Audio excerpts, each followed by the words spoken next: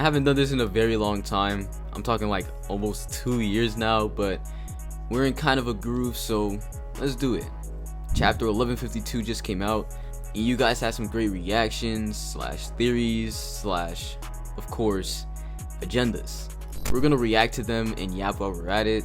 I know y'all will mess with that, especially if you like my other content and just want to watch and chill. So I asked you to do a couple things for me. Like, subscribe, and the most important of them all, enjoy the video.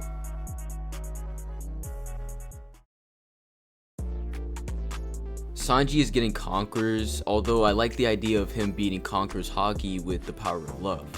You know we had to start off strong with Sanji Conqueror's haki discourse, and this comment was clearly the most interesting to me. Back in 2021, when I first got caught up to the One Piece manga and started repping Sanji as my favorite character, I remember the first day I started my own Sanji Conqueror's haki agenda. Long story short, people were of course trying to use that one Baratier scene out of context to prove Sanji can't have it, and as soon as I reread the arc and found out the real context of the scene, the theory didn't seem all too bad. We still see Zoro fans use that scene, and I go over in depth in this video, but the point I'm trying to get to is the fact that eventually I started to realize Sanji didn't need Conqueror's haki. I started the agenda in summer of 2021, and Sanji's fight with Queen concluded in December of 2021, and it was that chapter when we see Sanji unlock it for Jambe. First off, the fake out with the lightning and the fact that it really had nothing to do with Conqueror's haki was enough for me to notice that there's a chance Oda is going a different route with Sanji, outside of me just trying to mindlessly push an agenda. In my chapter review I said this, there's literally two options here. Either Sanji unlocks Conqueror's haki to stand a chance against the demon powers of the giants, or Oda makes Sanji unlock a different power exclusive to him that also allows him to bypass the powers just like Conqueror's haki. Wano was just proof of concept. Luffy and Zoro both unlocked advanced Conqueror's haki to put belt to butt to their durable opponents, but Sanji on the other hand just got unmatched firepower. If this scenario is repeated again, I wouldn't be surprised, but the fact that Oda is handing out Conqueror's haki like it's candy does give me enough credence to assume that there is a chance that Sanji gets it. There's obviously more comments about Sanji's Conqueror's haki, so I'll go more in depth on the full agenda as this video continues. I think Loki joining the crew is going to end up being like a Yamato situation. He's going to do his own thing and then show up in the finale. He is definitely not fitting on the ship. We're going to address the second part of the comment later, but I gotta express my thoughts on Loki possibly joining the crew. Alright, so off the top of my head, I think like only Frankie came close to the kind of storyline Loki is going through right now. Water 7 was a beautiful arc, but Frankie was unbearable before we got to find out who he was. I remember his reputation was awful, and he was even causing trouble for Luffy himself, but eventually after working alongside him at Enies lobby, Luffy took bro on an adventure. Loki's ambitions just don't work for the Straw Hats. Unless what he said at the beginning of the arc was misworded by him, and we'll get more context in the flashback we're in, dude, Loki wants to destroy the world. Yes, I know Luffy thinks he's not a bad guy and he even asked him to join the crew, but Loki just doesn't seem like the type to roll over and become Luffy's underling. He literally said it. Again, I could be completely talking out of my dandadan, but at the moment this doesn't seem like a true Straw Hat candidate, all things considered. Now, what the comment said about Loki coming out at the finale makes the most sense for me. In my opinion, I don't think it would be like Yamato 1-to-1 because Yamato was down immediately, but I think Loki would be like an insane asset and like ally for the Straw Hat crew. That's the way I see it, but Loki on the crew would be hilarious. Addressing the second point, we'll get into another comment that talked about it. Brownbeard has a ship so big it makes Harden look small. I think we can get a big sun-shaped tugboat to balance Loki on and drag it behind the Sunny. We can even give him some oars so he can paddle, carry his weight a little. He can even use it as a shield. When I read this, I went to go check what they meant. I have no idea which Beard Bro was referring to though. Brownbeard is that one fodder from Punk Hazard, so it can't be him, right? I don't even think we saw his ship. The Blackbeard pirate ship doesn't have a reference, I'm pretty sure, and we know the Moby Dick, Whitebeard's ship, wasn't that big. Something I like to bring up though is Little Oars Jr. He's actually bigger than two giants, and we see bro's ship pulling up to Marineford, so it's not impossible to get a giant on a ship nowadays. I mean, heck, I forgot to mention this, but Jaru and probably Harold are literally the same size as Loki. All you need is a bigger ship. Alright, I know I'm pointing out the obvious, but why I'm pointing that out is because Frankie would be intrigued by the challenge. I mean, heck, we're a Yonko crew now. Imagine you see the main Thousand Sunny harboring the Emperor and the Monster Trio, and then behind there is a huge ship 3 times as big, harboring a guy 2 to 3 times larger than a regular giant. That's insane aura. You gotta trust in Frankie, I'm telling you, he's the key to this glaring problem. Sanji got clowned, but it's a small sacrifice for the big picture. No doubts that he'll be getting Conqueror's Haki soon. This is another part that I wanted to go over more in depth, or go over again. I say that because I had a comment on my chapter review where I literally explained what's going on panel, and I got this comment. I don't see the cope Sanji fans are on this week. Sanji literally got constantly ignored by Gaban about having Conquerors, but now I only see Sanji stands saying he's gonna get Conqueror's Haki. What kind of top tier cope is this? Sanji got ignored a grand total of 1 time, and apparently that's constantly ignored. When Sanji asked again, Gaban acknowledged him, but we don't get to see what Gaban told him because Oda purposely put Loki's conversation in the middle of it. I say that because we see Sanji react to something being told to him right after. If this wasn't here, we could dismiss the entire thing as a gag, but there's another panel of Sanji for a reason. We don't know what Gaban said, and we can't 100% assume it's him saying he has Conqueror's Haki is vague on purpose, but the fact is Sanji is being told something. That's the, in quotations, cope Sanji fans are on this week. Anyways, for me specifically, the thing that really boosted my personal stocks was Gaban having Conqueror's Haki. There is no logical reason like these other guys claim you need to have for Gaban to have Conqueror's Haki. His personality is literally directly compared to Sanji by Luffy.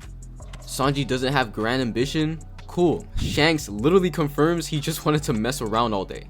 Sanji doesn't give off Conqueror's vibes, whatever that means? Cool. Are you Oda?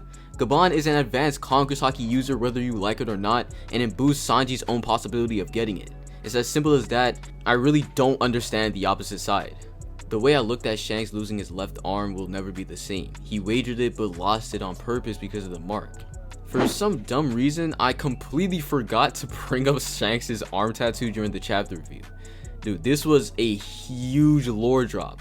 It really puts different things into question but also answers some things. Shanks claimed that he bet his arm on the new generation, and from my perspective, him losing the arm with the tattoo on it amplifies that. Shamrock claims that Shanks returned to Mary Joie once, so that was the time he met Harold, which was before the arm got taken. And so maybe after Harold was killed by the world government's BS, Shanks cut ties with his ancestry. Losing his arm to save Luffy, who he bet on to bring the dawn to the world, and the only way to do that is to overthrow the world government, which he broke away from. That's it, to be honest. The tap being there really just adds more meaning for me personally, but other people think it was a retcon that ruined the point of the scene. Definitely not true. We gotta start testing people's reading comprehension. I'm not talking about the commenter, by the way. I'm talking about people on Twitter. I just had to let that be known. There's no malice towards anyone in this video. I love all y'all. The time stuff is probably just to do with how giants perceive it, not actual time dilation. Since Gaban is living amongst giants, he's probably gotten used to how they perceive time, and so he perceives it in the same way. To him, Colin was like 2 years old back then, because that's how old he was in human years. So this was a weird part I noticed during the chapter, and it was the time difference between outside of Elbaf and inside. Gaban asked Shanks when the last time they shared a bath was, and he guessed 3 to 4 years, but Shanks told him it's been 10 years since Roger died.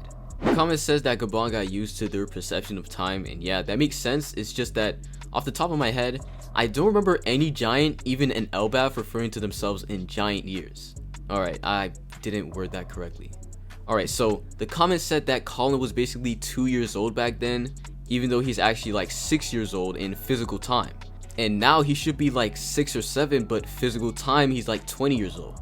If you ask Colin's age, I'm pretty sure he wouldn't just say 6. I think he'd say 20. So it's like, maybe I'm missing something, like some dialogue that implies conversation between giants would refer to giant years, and they only refer to human years to make it make sense to them. But literally in this chapter, we got giant to giant communication referring to human years. Haruden told Loki to retell the story of Harold dying, and it was 14 years ago. Not some BS like 30 plus years ago, and that's what got me confused. Again, maybe we'll get more context surrounding it, but right now, I might attribute it to Gaban being stupid. Colin was born 6 years ago, or 2 giant years apparently.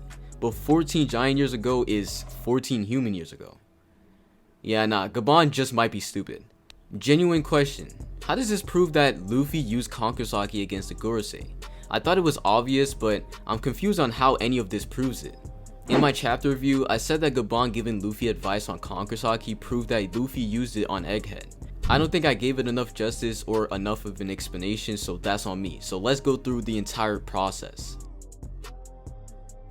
On Egghead Island, Luffy fights Kizaru, then Saturn and Kizaru, and then some of the 5 elders. I think everyone can agree White Star Gun was blatantly advanced Conqueror's Haki, but I even argue Luffy was using it the entire time. Kizaru is experiencing Snake Man for the first time and acknowledges that he can see why he beat Kaido. Kizaru was the same guy who said he was going to pull up on Big Mom and Kaido and stop them from forming an alliance, and he's fought a Yonko before. Kizaru isn't stupid and knows what it takes to be a Yonko. That's why Kizaru says it's powerful. He's not referring to his speed or his unpredictability. Random fodder marines have basic armament haki and some have advanced armament haki as they can flow their haki into swords. If just that was enough to defeat Kaido, then he wouldn't be an emperor. It's very clear that Luffy's using something that makes Kizaru come to the conclusion that is power enough to take down Kaido. Advanced Conqueror's Haki. Moving forward, Luffy goes on to fight the Gorosei and tries to take down Saturn multiple times, but fails each time. Luffy even expresses out loud his annoyance with the situation, but people are telling me that Luffy never uses his most powerful weapon. Everyone on the island is at risk, Vegapunk is dying, Luffy is literally mad that he can't keep them down, but Luffy is still holding back. There is zero logical reason for Luffy not to be using advanced Conqueror's Haki at all. If I'm in a race with the Flash, and I'm saying regardless of everything I do, I genuinely cannot beat him, and then add on the fact that my friends' lives are on the line if I don't win the race. Do you think there's a logical reason for me to hold back the power of the Speed Force that I have in my possession? And mind you, I'm constantly using a power that has way more drawbacks than the Speed Force as well. Gear 5 literally ages Luffy and he has to eat on the spot to get it back. The opposing side telling me that Luffy didn't use advanced Conqueror's Haki is admitting that Luffy is dumb. This is him after the arc, by the way. Sad because he couldn't save Vegapunk. But yeah, he was holding back the entire time. My goat has his cock oozing. Number 2 for a reason. Zorfence. What kind of freak shit?